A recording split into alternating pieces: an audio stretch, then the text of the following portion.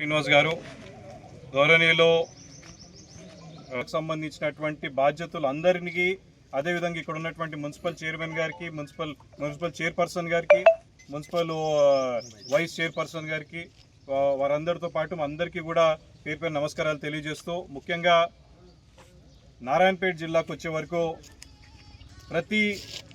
ప్రతి జిల్లాలో ఒక సమస్య.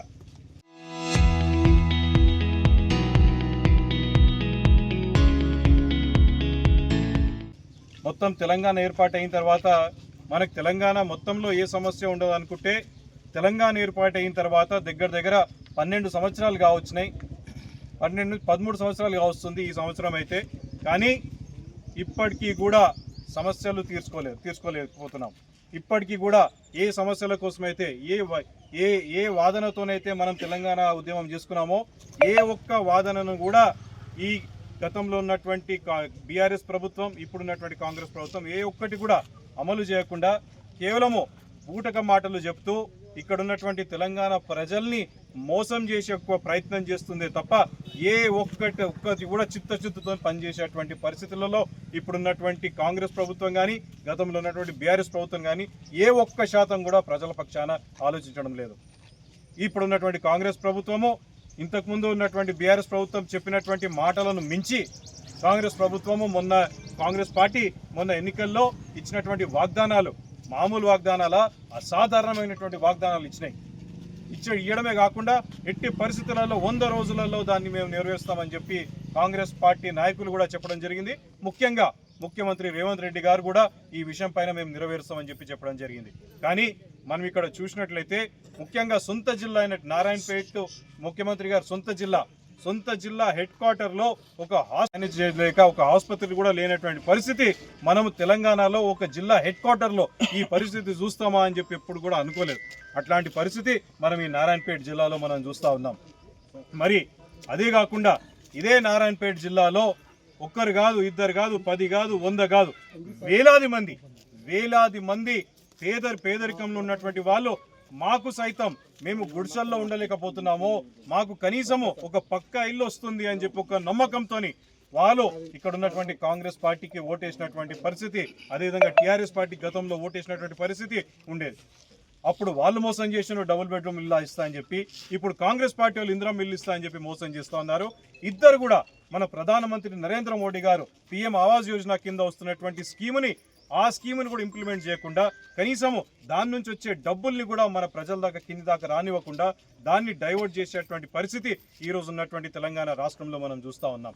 అదే కాకుండా మనం ఇక్కడ ఇంకొక ఇబ్బంది, మొత్తం తెలంగాణలో వృద్ధులు, వాళ్ళని చూస్తుంటేనే పాపం అనిపిస్తూ ఉంది. ముఖ్యంగా నారాయణపేట కానీ, మహబూబ్ నగర్ కానీ, గతంలో ఉన్నటువంటి పాలమూరు జిల్లాలో మనం చూసినట్లయితే నిరుద్యోగం వల్ల ఎంతో మంది ఇక్కడ నుంచి బాంబేకి వెళ్ళిపోయేటోళ్ళు, గల్ఫ్కు పోయేటోళ్ళు, అందరు ఎందుకు అంటే ఉద్యోగాల కోసం బయటకు పోయేటోళ్ళు, వాళ్ళందరూ పోయిన వాళ్ళు కూడా తిరిగి వస్తారేమో అని చెప్పి అనుకున్నాం తెలంగాణ వచ్చిన తర్వాత. కానీ ఏ ఒక్కరు తిరిగి రావడం కాదు కదా. ఇప్పటికీ కూడా మనము రాత్రిపూట బస్సులు ఎక్కడ పోతున్నాయని చెప్పి చూస్తే బాంబేకి పోయేటువంటి బస్సులలో ఎంతమంది నిరుద్యోగులు ఆ బస్సులకి ఇప్పటికీ కూడా బాంబేకి ప్రయాణం అవుతా ఉన్నారు, ముంబైకి ప్రయాణం అవుతా ఉన్నారు. మరి వాళ్ళటు ప్రయాణం అయితే ఇక్కడ ఉన్నటువంటి వాళ్ళ తల్లి తండ్రి కావచ్చు, వృద్ధులు కావచ్చు, వాళ్ళని ఎవరు చూసుకుంటారు అంటే ఎవరు చూసుకున్నటువంటి పరిస్థితి లేదు. వాళ్ళకు ఉన్నటువంటి ఏకైక నమ్మకము ప్రభుత్వం ఇచ్చే పెన్షన్. కానీ ఈరోజు దురదృష్టం శాతం ఆ పెన్షన్ కూడా ప్రభుత్వం చక్కగా ఇవ్వడం లేదు. గతంలో ఉన్నటువంటి టీఆర్ఎస్ ప్రభుత్వము 2000 రూపాయలు పెన్షన్ ఇస్తా అని చెప్పి ఏదో తూతో మంత్రంగా దాన్ని అందరినీ దాంట్లో అప్లికేషన్ పెట్టుకొని ఇవ్వకుండా కేవలం వాళ్ళకి ఎవరు ఉంటారు వాళ్ళకే ఇచ్చినటువంటి పరిస్థితి.